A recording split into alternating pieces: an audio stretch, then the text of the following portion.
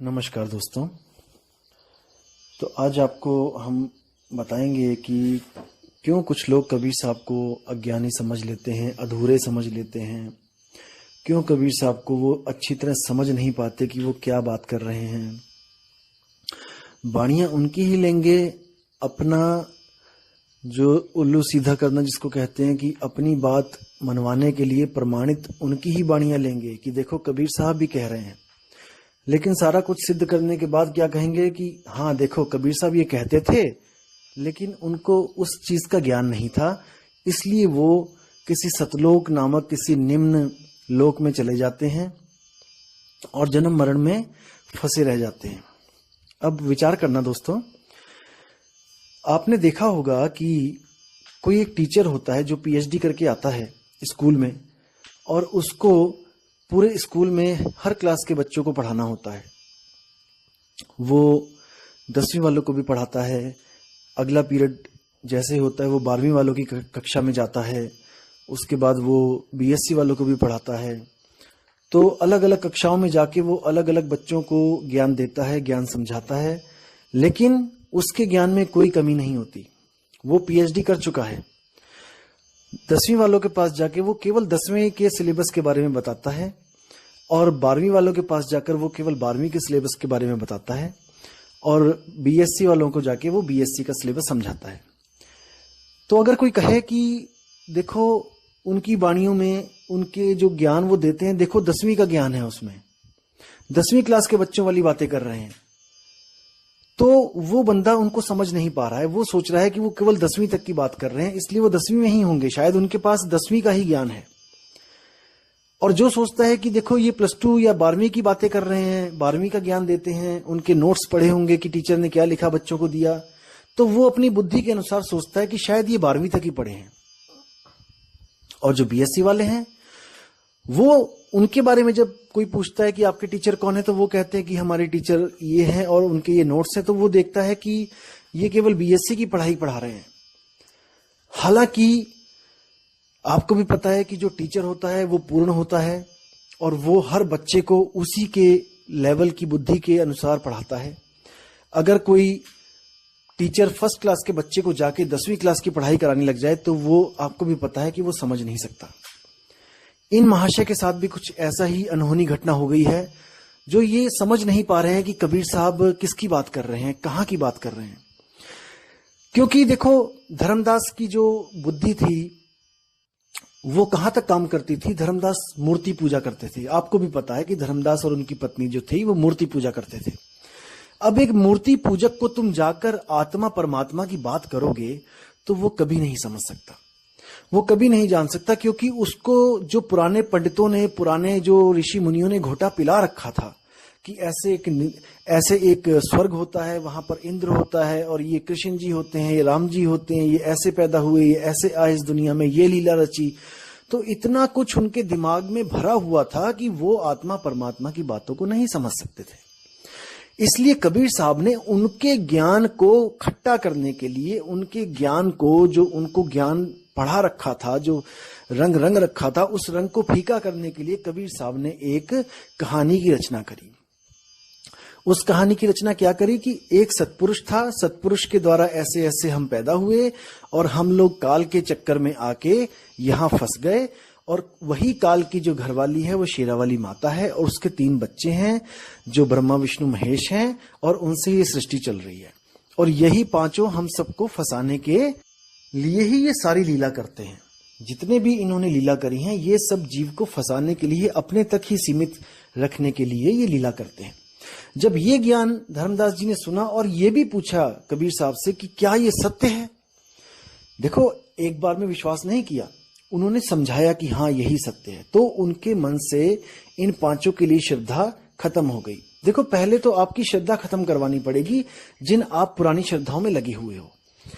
अब ये तो हो गई ये कहानी जो धर्मदास की श्रद्धा खत्म करने के लिए बताई गई, क्योंकि धर्मदास के पास इतना विवेक नहीं था कि वो आत्मा और परमात्मा को समझ सके। क्योंकि अगर इतना विवेकी होता तो पत्थरों को पूछता ही ना, वो पत्थरों की तरफ देखता ही ना। उसको पता होना चाहिए था कि जड़ और चेतन में क्या फर्क है। पत्थर निर्जीव है, पत्थर तो अपनी सफाई खुद भी नहीं कर सकता। आप मूर्ति बना लो, उसकी भी सफाई एक चेतन आत्मा से ही करवाई जाती है। एक चेतन जीव से ही करवाई जाती है। इसलिए इन महाशय ने क्या सोचा कि सतलोक जो है वो वही लोक है जहां से कबीर साहब आते हैं।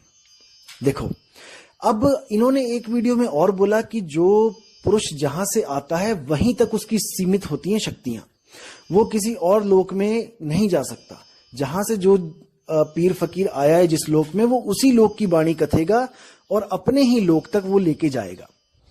अब सोचो, अगर कबीर साहब केवल सतलोक से आए हैं, जो इसके कहने के अनुसार जो निम्न लोक है, तो कबीर साहब की वाणियों में अलख लोक, अगम लोक, अनामी लोक के पुरुषों की व्याख्या क्यों है कि वहां पर जाओगे, सतलोक तक जाओगे तो इतने करोड़ सूर्य का प्रकाश होगा, आगे अलख लोक में जाओगे तो अरबों सूर्य का होगा, आगे लोक में जाओगे खरबों सूर्य का होगा। क्या कबीर साहब वहां गए हैं?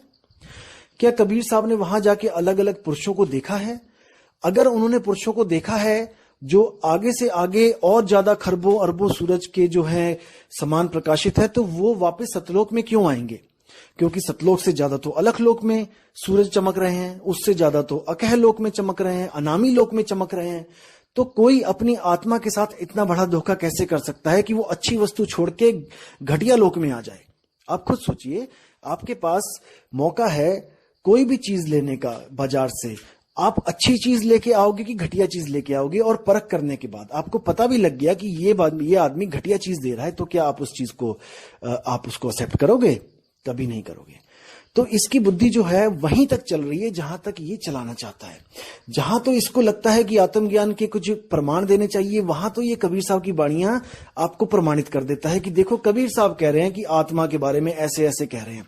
लेकिन क्योंकि इसको स्वयं को सिद्ध करना है और बाकियों को नकली बताना है, इसलिए ये उनकी 10वीं क्लास की जो वाणियां हैं उस टीचर की, वो वाणियां दिखा देता है कि देखो ये कबीर साहब की वाणियां ये कह रही हैं।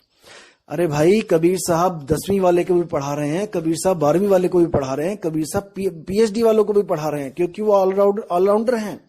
उनको सब पता है कि कौन कितने पानी में है। लेकिन आप समझ नहीं पाए, इसलिए आपको ऐसा लगता है कि शायद वो अज्ञानी है। असल में बात यही है, कबीर साहब ने कभी नहीं कहा कि किसी लोक में जाओ, कभी नहीं कहा। सतलोक एक इशारा है, सतलोक एक सैन है। वो कैसी सैन है, वो क्या है सतलोक, मैं आज आपको क्लियर करता हूं। सतलोक, लोक क्या होता है? जहां पर कोई भी निवास करता है वही लोक होता है। और सत्य क्या होता है? जो कभी खंडित नहीं होता, जो कभी खत्म नहीं होता, जो शाश्वत है। जब हम सुरती की बात करते हैं तो सुरती इस वक्त 3 लोक में उलझी पड़ी है। 3 लोक का मतलब क्या है? ये सूरज चांद सितारे नहीं, ये शरीर है। इसी शरीर में 3 लोक हैं। जो पिंडे सो ब्रह्मंडे, जो बाहर आपको ब्रह्मांड दिखाई दे रहा है वही सूक्ष्म रूप में इस पिंड में डिट्टो कॉपी है। तो साहिब कहते हैं, सुरत फसी संसार में तासे परगेव दूर, सुरत बांध स्थिर करो आठों पहर हुजूर। जो सुरती फंसी है इस देह में फंसी है। और 3 लोक क्या है? 3 लोक है देह में, रोम रोम में धाम, सतगुरु बिन ना पाइये सार शब्द निज नाम। अब इन्होंने बोला है कि 3 लोक है देह में, इसी देह में तीनों लोक की कॉपी आपको मिल जाएगी। और सुरती इन्हीं 3 लोक के चक्कर में फंसी है। इन 3 लोक से जो न्यारा, यानी शरीर है 3 लोक, अब शरीर से न्यारा क्या है? वो है आत्मा। जब तक वो आत्मा को नहीं प्राप्त करेगी, जब तक वो इस ही शरीर में रहेगी और इसी शरीर से जन्म और मरण के चक्कर में पड़ी रहेगी। तो दिक्कत यहां पे आती है कि ये अपने अलावा किसी की भी बात को सत्य नहीं मानना चाहते हैं। दिक्कत ये है, ये चाहते हैं कि इनको जो अनुभूति हो गई है बस वही परम सत्य है। ये एक तरह से स्वयंभू बन गए हैं, स्वयंभू। तो स्वयंभू के लिए कबीर साहब ने बोला है कि बड़े बड़े स्वयंभू यहाँ पे आए जिन्होंने बिना गुरु के ज्ञान प्राप्त किया, जैसे महात्मा बुद्ध भी थे। तो उन स्वयंभू, वो स्वयंभू भी उस तत्व को नहीं प्राप्त कर पाए जो निहित तत्व है, जो तत्वों से परे है। उसको तत्व क्यों बोला? क्योंकि उसकी भी कोई हस्ती है। जैसे 5 तत्वों की अपनी अपनी हस्ती है, वैसे ही उसकी भी अपनी हस्ती है, लेकिन वो इन 5 तत्वों जैसा नहीं है। ये 5 तत्व माया के अधीन है, ये बदलते रहते हैं, ये बनते और बिगड़ते रहते हैं। लेकिन वो जो निहित तत्व है वो बनने और बिगड़ने से न्यारा है। वो कभी नहीं बनता बिगड़ता, इसीलिए उसको सच्चा शब्द बोला गया है, सच्ची नाद बोली गई है, सच्ची धुन बोली गई है। लेकिन ये धुन अनहद धुन से कैसे अलग है, ये आपको मैं अगली वीडियो में बताऊंगा, क्योंकि अभी धुन में भी कंसेप्ट क्लियर करना है कि धुन क्या होती है। आधों को तो ये भी नहीं पता है कि धुन होती भी है, और कुछ को पता है कि धुन होती है, लेकिन धुन और धुन में फर्क है। सार शब्द की धुन और अनहद धुन में फर्क है। वो क्या फर्क है वो अगली वीडियो में आपके साथ शेयर करूंगा। तब तक के लिए आप इस वीडियो पर विचार करें, और कोई भी सवाल हो तो आप मुझे मेल कर सकते हैं। साहिब बंदगी सतनाम। नमस्कार दोस्तों, तो आज आपको हम बताएंगे कि क्यों कुछ लोग कबीर साहब को अज्ञानी समझ लेते हैं, अधूरे समझ लेते हैं। क्यों कबीर साहब को वो अच्छी तरह समझ नहीं पाते कि वो क्या बात कर रहे हैं। बाणियां उनकी ही लेंगे, अपना जो उल्लू सीधा करना जिसको कहते हैं, कि अपनी बात मनवाने के लिए प्रमाणित उनकी ही बाणियां लेंगे कि देखो कबीर साहब भी कह रहे हैं। लेकिन सारा कुछ सिद्ध करने के बाद क्या कहेंगे कि हाँ देखो कबीर साहब ये कहते थे, लेकिन उनको उस चीज का ज्ञान नहीं था, इसलिए वो किसी सतलोक नामक किसी निम्न लोक में चले जाते।